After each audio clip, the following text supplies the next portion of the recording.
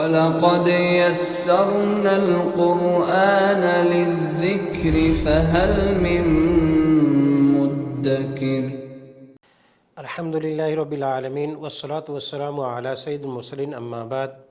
قرآن عربی سیکھیے آسان اور تیز رفتار طریقے سے، حصہ اول ایلیمنٹری لیول، سبق نمبر 6 پارٹ 1۔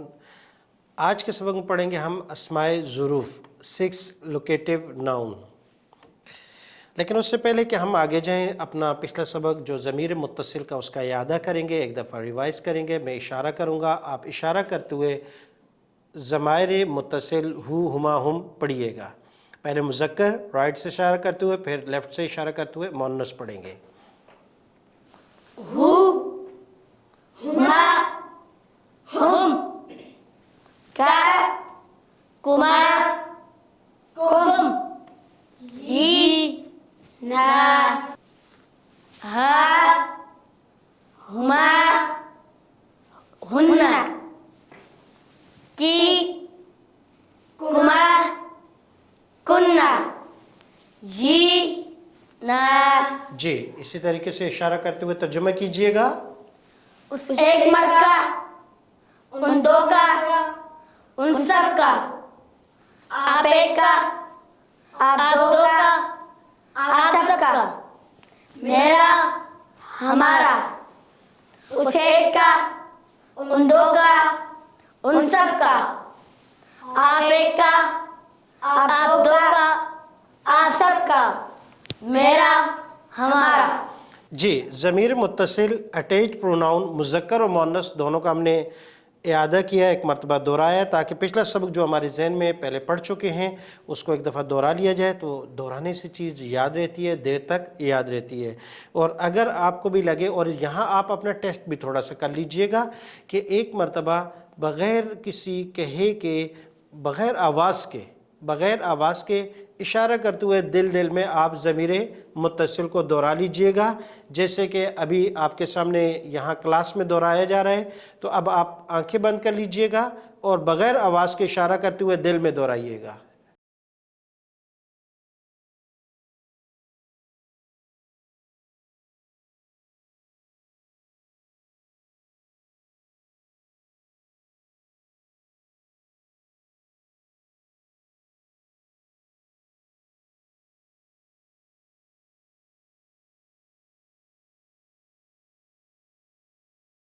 جی، تو اسی طریقے سے آپ بھی اپنا سبق دہرائیے گا۔ تھوڑی دیر کے لیے آپ اپنی ویڈیو کو روک سکتے ہیں، اپنے سبق کو روک لیں اور اپنا ٹیسٹ لیں کہ بھئی ہمیں کتنا یاد ہے۔ پھر 2 مرتبہ، 3 مرتبہ، 4 مرتبہ اس کو سنیں، بار بار سنیں اور مطالعہ کریں۔ دیکھیں جو الفاظ ہم پڑھ رہے ہیں، آپ کے سامنے سلائیڈ ہے، روک لیں، پھر اس کو دیکھیں، مطالعہ کریں کہ میری غلطی کہاں ہو رہی ہے، مذکر میں ہو رہی ہے یا مؤنث میں ہو رہی ہے۔ تو جب تک آپ کو اچھے طریقے سے یقین نہ ہو جائے کہ کہیں غلطی نہیں ہو رہی، آگے مت جائیے گا۔ یہ بہت اہم سبق ہے اور اچھا یاد کرنے کے بعد آگے جانے ہیں۔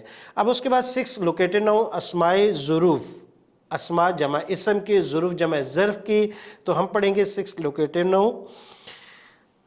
ظرف کسے کہتے ہیں؟ ظرف کہتے ہیں اصل برتن کو، کہ اس کے اندر کوئی چیز ڈال دی جاتی ہے۔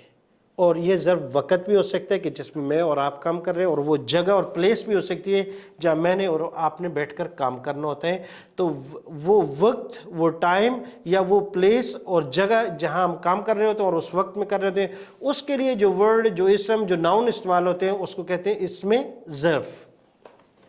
تو ہمارے پاس 6 اسم ظرف ہیں، یعنی 6 لوکیٹو ناؤن۔ پہلا پیئر ہے قبل اور بعد۔ قبل معنی پہلے، بعد معنی بعد میں، ٹائم کے لحاظ سے بھی اور جگہ کے لحاظ سے بھی۔ دوسرا عندہ حولہ، دوسرا پیر ہے عندہ حولہ۔ قبل کا معنی پہلے، بعد کا معنی بعد میں، عندہ کا معنی پاس، حولہ کا معنی آس پاس۔ عندہ کا معنی پاس، حولہ کا معنی آس پاس، ارد گرد، راؤنڈ اباؤٹ۔ اور تیسرا پیر ہمارے پاس مع بینہ۔ مع کا معنی ساتھ، کسی کے ساتھ، مع معنی ساتھ، اور بینہ معنی درمیان۔ 6 لفظ ہیں، دوبارہ ایک دفعہ میننگ ان کے دیکھ لیجئے گا۔ قبل اور بعد پہلا پیئر ہے۔ قبل معنی پہلے، بعد معنی بعد میں، اور عندہ حولہ دوسرا پیئر ہے۔ عندہ معنی پاس، حولہ معنی آس پاس، مع بینہ، مع معنی ساتھ، بینہ معنی درمیان۔ تو اب اردو الفاظ میں کہوں گا، کوشش کیجئے گا آپ عربی الفاظ کہنے کی، اور ایک آواز سے آپ آواز ملا کر پڑھیے گا، کیونکہ کئی مرتبہ الفاظ کو ہم دہرا چکے ہیں اور آپ کے سامنے سلائیڈ میں لکھے ہوئے بھی۔ جی پہلے اس کے لیے کیا لفظ استعمال کریں گے؟ قبلو، قبلو۔ اور اس کے لیے کون سا لفظ استعمال کریں گے؟ بعدو، بعدو۔ پاس کے لیے کون سا لفظ استعمال کریں گے؟ عند، عندہ۔ اور آس پاس کے لیے؟ حول، حول۔ ساتھ کے لیے؟ مع، مع۔ اور درمیان کے لیے؟ بین۔ بینا۔ تو یہ 6 لفظ ہیں اور 6 الفاظ کے 6 میننگ کے ساتھ ہم نے پڑھا ہے۔ اب اصل سبق ہمارا اس کے بعد ہے کہ ضمیر متصل جو ابھی ہم نے دہرائی ہے، انہی الفاظ کے ساتھ ملا کر ہم نے پڑھنی ہے۔ تو پہلا لفظ ہے قبلو۔ قبلو، قبلو کا معنی ہے پہلے، اور بعد دوسرا پیر اس کے ساتھ، اس کا معنی ہے بعد میں۔ ٹائم کے لحاظ سے بھی بعد میں ہو سکتا ہے اور جگہ کے لحاظ سے بھی بعد میں ہو سکتا ہے، اور قبلو ٹائم کے لحاظ سے بھی پہلے ہو سکتا ہے کہ میں آپ سے پہلے آیا ہوں، اور جگہ کے لحاظ سے بھی ہو کہ بھائی میری جگہ آپ کی جگہ سے پہلے ہے۔ تو دونوں طریقے سے ٹائمنگ اور پلیس دونوں کے لیے استعمال ہو سکتے ہیں۔ جی تو کوشش کریں گے کہ میں عربی الفاظ پڑھوں، آپ اس کا ترجمہ کیجئے گا۔ اب آپ ترجمہ کر سکتے ہیں، ٹرائی کرنا ہے آپ نے، کوشش کیجئے گا۔ عربی الفاظ اشارہ کرتے ہوئے میں پڑھوں گا، قبلہو کے ساتھ، قبلہو، قبلہما، قبلہم، یعنی قبلو کے ساتھ ضمیر لگانی ہے، اور آپ ترجمہ کیجئے گا۔ قبلہو، اس ایک سے پہلے، قبلہما، ان دو سے پہلے، قبلہم، ان سب سے پہلے، قبلکا، آپ ایک سے پہلے، قبلکما، آپ دو سے پہلے، قبلکم، آپ سب سے پہلے، قبلی، میرے سے پہلے، قبلنا، ہمارے سے پہلے، قبلہا، اس ایک سے پہلے، قبلہما، ان دو سے پہلے، قبلہن، ان سب سے پہلے، قبلکی، آپ ایک سے پہلے، قبلکما، آپ دو سے پہلے، قبلکن، آپ سب سے پہلے، قبلی، میرے سے پہلے، قبلنا۔ ہم سب سے پہلے۔ جی تو یہ پہلا لفظ ہے قبل۔ تو آپ نے غور کیا ہوگا کہ ہم نے پورا لفظ جب پڑھا تو اس پر زبر پڑی ہے، قبلہو، قبلہو، قبلہما، قبلہم، قبلکا، قبلکما، قبلکم، قبلی، قبلنا، سوائے واد متکلم کے، قبلہا، قبلہما، قبلہن، قبلکی، قبلکما، قبلکن، قبلی، قبلنا۔ پیش بھی پڑھ سکتے تھے، زیر بھی پڑھ سکتے تھے، اس سے پہلے اسماء میں ہم نے پڑھی ہے، لیکن قبل و بعد یا اس کے ساتھ آئندہ، حول، مع، بین، یہ الفاظ آ رہے ہیں، ان پر پیش نہیں ہوگی۔ صرف جب بھی ضمیر کے ساتھ ملا کر پڑھیں گے تو دو ہی، یا تو زبر کے ساتھ یا زیر کے ساتھ۔ زیر کے ساتھ اس وقت پڑھیں گے کہ جب ان سے پہلے پرپوزیشن یعنی حرف جر میں سے کوئی لفظ ہو، یا ان سے پہلے مضاف اسم میں سے کوئی ہو، تو پھر زیر پڑھیں گے، ادروائز زبر ہی پڑھیں گے۔ تو اب یہ گویا کہ طے ہو چکا کہ ان 6 الفاظ پر یا زبر یا زیر پڑھی جائے گی، پیش نہیں پڑھی جائے گی، الا یہ کہ قبل اور بعد پر ایک جگہ پر پیش آئے گی، لیکن اس وقت اس کے ساتھ نہ ضمیر ہوگی نہ اس کے بعد کوئی اور اسم ہوگا۔ تو دوسرا لفظ ہے بعدہ، اس کا ترجمہ میں کروں گا، کوشش کیجئے گا کہ عربی الفاظ آپ نے پڑھنے ہیں اور آپ پڑھ سکتے ہیں، ماشاءاللہ بھی آپ نے بہت کچھ سیکھ لیا ہے۔ ترجمہ میں کروں گا، عربی الفاظ آپ پڑھیے گا۔ آسان لفظ ہے بعدہ، اس کے ساتھ آپ نے ضمیر متصل ملا کر پڑھنی ہے، وہی ہو، ہما، ہم، اور اس طرح مؤنث کے۔ جی اس ایک کے بعد، بعدہ، ان دو کے بعد، بعدہما، ان سب کے بعد، بعدہم، آپ ایک کے بعد، بعدکا، آپ دو کے بعد، بعدکما، آپ سب کے بعد، بعدکم، میرے بعد، بعدی، ہمارے بعد۔ بعدنا، جی مؤنث، اس ایک عورت کے بعد، بعدہا، ان دو کے بعد، بعدہما، ان سب کے بعد، بعدہن، آپ ایک کے بعد، بعدکی، آپ دو کے بعد، بعدکما، آپ سب کے بعد، بعدکنا، میرے بعد، بعدی، ہمارے بعد۔ بعدنا۔ جی یہ دو لفظ ہمارے مکمل ہوئے، ایک قبلو اور دوسرا بعدو۔ قبلو معنی پہلے، بعدو معنی بعد میں، ضمیر کے ساتھ ہم نے پڑھا۔ تیسرا لفظ ہمارے پاس عندہ۔ عندہ اور حولہ یہ دوسرا پیر ہے کہ ایک کا معنی پاس، ایک کا معنی آس پاس یا ارد گرد، دونوں معنی کیے جاتے ہیں۔ تو عندہ، عندہ کا معنی پاس، اور ان الفاظ کی تعداد بھی لکھی ہوئی ہے ہمارے پاس۔ قبلو 242، یعنی یہ 242 ٹائمز قرآن مجید میں استعمال ہوا ہے. اس طرح بعد 199 ٹائمز یہ قرآن مجید میں استعمال ہوا ہے.